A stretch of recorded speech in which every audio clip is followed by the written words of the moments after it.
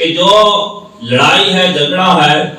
اس کے اندر جہاں بہت سے نقصانات ہیں ان میں سے ایک نقصان یہ بھی ہے کہ بندہ مالی لحاظ سے بھی کمزور ہو جاتا ہے، معاشی لحاظ سے بھی کمزور ہو جاتا ہے، اور اس کے اندر جہاں مال کا ضیاع ہے وہاں جانوں کی بھی ہلاکت ہے۔ اور یہ جو لڑائی جھگڑا کرنا، فسادات کرنا، اس طرح کے معاملات کرنا، گالی گلوچ کرنا اور معاملہ یہ معاملات کرنا، یہ شیطان کی طرف سے ہوتا ہے،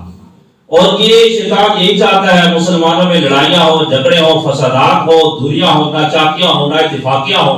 بیجا مقدمہ بازیاں ہو، اور مسلمان دور سے دور ہوتے چلے جائیں، ان کے دلوں میں نفرتیں ہوں، عداوتیں ہوں، دشمنیاں ہوں، بغض و کینہ ہو، حسد و اناد ہو، اس وجہ سے مسلمان ایک دوسرے دور ہی رہے۔ اور یہ ایسی باتیں جو قرآن پاک میں بیان کی گئی ہے، چنانچہ 12-15 سورہ بنی اسرائیل کی آیت نمبر 53 میں ارشاد ہوتا ہے، اللہ تعالیٰ ارشاد فرماتا ہے ان الشیطان یصعب بینہم ان الشیطان کان للانسان عدوا مبینا، کہ بے شک جو شیطان ہے وہ انسانوں کے درمیان لڑائی ڈالتا ہے۔ یہ قرآن پاک میں واضح الفاظ ہے یصعب بینہم، یہ جو شیطان ہے مسلمانوں کے درمیان تنازع، جھگڑے، فسادات یہ ڈالتا ہے، اور یہ شیطان انسان کا کھلا دشمن ہے۔ ایک اور مقام پہ رب ذوالجلال ارشاد فرماتا ہے، پارہ 7 ہے، سورہ مائدہ ہے، آیت نمبر 91 ہے، انما یرید الشیطان ان یوقع بینکم العداوۃ والبغضاء، شیطان یہ چاہتا ہے مسلمانوں کے درمیان دشمنی ہو اور بغض و کینہ یہ پاڑ دے، شیطان ہر وقت یہی چاہتا ہے۔ یہ واضح الفاظ میں 2 آیات کے اندر رب ذوالجلال نے اس بات کو بیان کیا ہے کہ جو لڑائی جھگڑا ہے اور جو عداوت و دشمنی و بغض ہے یہ شیطانی فعل ہے، اور اس شیطان کا ارادہ اور اس کی کوشش ہوتی ہے۔ پھر پیارے محترم اسلامی بھائیوں، یہ لڑائی جھگڑے کرنا یہ کتنی بری شے ہے۔ نبی اکرم صلی اللہ علیہ وآلہ وسلم ارشاد فرماتے ہیں، بندہ ایمان کی حقیقت میں اس وقت تک کمال کو نہیں پہنچ سکتا جب تک وہ حق پر ہونے کے باوجود جھگڑا نہ چھوڑ دے۔ ایک اور حدیث میں فرمایا،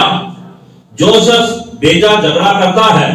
وہ ہمیشہ اللہ کی ناراضی میں ہوتا ہے یہاں تک کہ اسے چھوڑ دے۔ ایک اور حدیث میں فرمایا،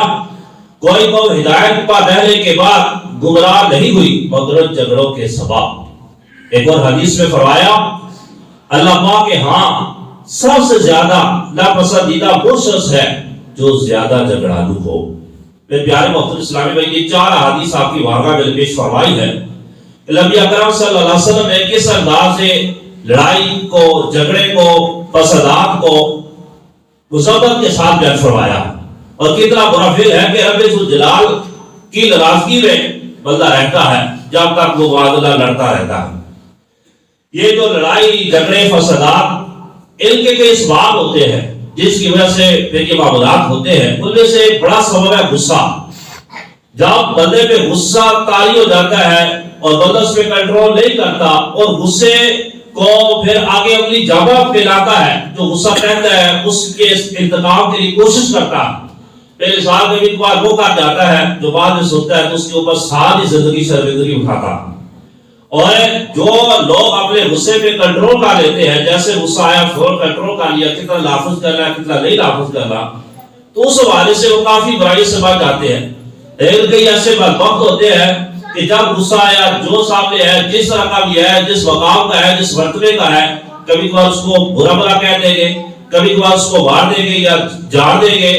آگے عجیب و غریب انداز کے ساتھ اپنائیں گے، پھر یہی چیز لڑائی کی اور یہی چیز جھگڑے کی نوبت لے آتی ہے۔ اور یہ جو غصہ ہے جو انسان پی لیتا ہے وہ دنیا اور آخرت میں کامیاب ہو جاتا ہے۔ کبھی کبھار ایسا ہوتا ہے انسان کو غصہ آتا ہے، انسان کنٹرول کر لیتا ہے، بعد میں اس کو سمجھ آتی ہے کہ واقعی میں جو وہاں پر غصے کو پی لیا تھا وہاں یہ پینا ہی میرے لیے مفید تھا، میرے لیے اس کو کنٹرول کرنا ہی فائدہ مند تھا۔ لیکن کبھی کبھار بندہ غصہ کرتا ہے اور اس کو عملی جگہ پہ لاتا ہے تو پھر بعد میں ساری زندگی اس پر شرمندگی اٹھاتا ہے کہ جو میں نے کیا ہے یہ اچھا نہیں کیا، یہ مجھے نہیں کرنا چاہیے تھا۔ تو انسان کو چاہیے کہ جو غصہ ہے اس کو پی جائے، جب غصہ ہے تو کوشش کرے وقتی طور پہ رک جائے، فوراً اس کے حوالے سے انتقام ڈالے۔ اور قرآن مجید فرقان حمید اور حال رشید میں ارشاد فرمایا گیا، والکاظمین الغیظ والعافین عن الناس واللہ یحب المحسنین، جو غصے کو پینے والے ہیں اور لوگوں سے درگزر کرنے والے ہیں، ایسے لوگ اللہ کو پسند ہیں۔ لیکن ہم دین سے اتنا دور ہو گئے ہیں کہ ہمیں پتہ نہیں ہے کہ یہ غصے کو پینا بھی ثواب کا سبب ہے اور غصے کو کنٹرول کرنا بھی اجر کا باعث ہے۔ ہم کہتے ہیں کہ اگر ہم انتقام نہیں لیں گے، ہم چپ کر جائیں گے، ہم جواب نہیں دیں گے، آگے سے کچھ کریں گے نہیں، تو لوگ ہمیں سمجھیں کہ یہ ڈر کے ہیں، یہ تو اس طرح کے ڈرپوک سے لوگ ہیں۔ تو یہ یاد رکھیں مختلف صورتیں بنتی ہیں۔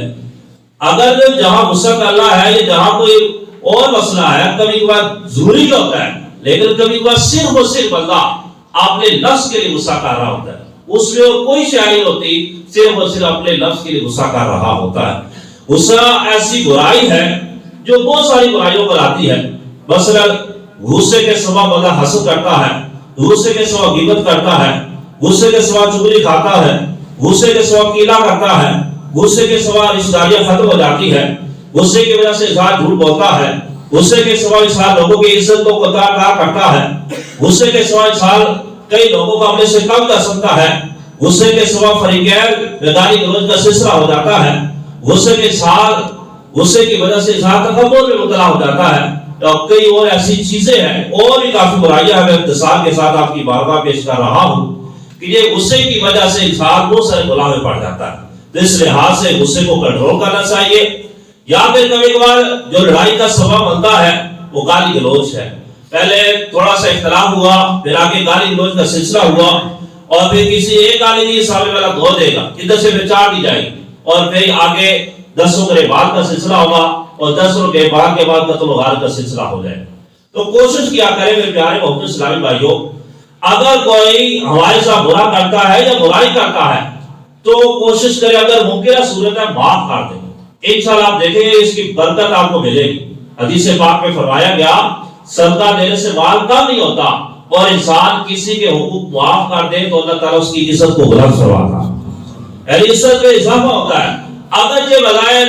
آپ اس سے اپنا حق نہیں لے رہے، اگر اس نے آپ کو برا بلا کہا ہے، لیکن آخرت میں آپ کے اجر ہوگا،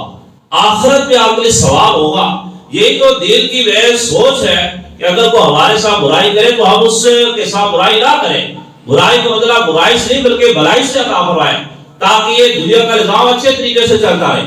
اگر وہ ہمارے ساتھ برائی کرتا ہے، ہم بھی برائی کا بدلہ برائی سے دیں، پھر تو آئے دن لڑائی جھگڑے پتہ نہیں کیا کیا ہو جائے۔ تو اس لحاظ سے کوشش کرنی چاہیے اگر کوئی برا ہے اس کو سمجھائے، درست کرے۔ ہاں کوئی اگر بہت ہی حل تلاش کرتا ہے، اس کی جو ہے وہ حل کی صورتیں ہیں وہ الگ ہے، میں ان کی بات نہیں کر رہا۔ مثال کے طور پر پولیس کے بعد جناب مقدمہ کروا لیں، اس کے علاوہ باقی صورتیں ہیں۔ لیکن کبھی کبھار کئی ایسے نوجوان ہیں بیٹھے بیٹھے عجیب و غریب انداز سے باتیں کریں گے، پھر گالی گلوچ ہو جائے گی، اور دن لڑائی ہو جائے گی، اور آج ایسا عجیب و غریب انداز ہو چکا ہے اسی وقت سے یہی لڑائی آگے بہت زیادہ بڑھ جاتی ہے۔ تو نبی پاک صلی اللہ علیہ وسلم کا انداز آپ کے سامنے موجود ہے۔ نبی پاک صلی اللہ علیہ وسلم اپنی زندگی مبارک میں آپ کے ساتھ جس نے برائی کی حضور نے اس کو معاف کیا، درگزر فرمایا، یہاں تک کہ قرآن شریف کے اندر نبی پاک صلی اللہ علیہ وسلم کی جہاں بہت ساری شانیں تھی، صفات تھی، اور میں سے ایک خوبی یہ بھی تھی کہ نبی پاک صلی اللہ علیہ وسلم برائی کا بدلہ برائی سے نہیں بلکہ بھلائی سے عطا فرمانے والے۔ ہمارے آقا صلی اللہ علیہ وسلم وہ عظیم نبی ہے، ہم ان کی پیروی کرنے والے ہیں، ہمارے ان کی سیرت ہمارے سامنے ہے اور ہمارے مشعل راہ ہے، ہمیں کسی اور کے طرف نگاہ اٹھانے کی کوئی ضرورت نہیں ہے۔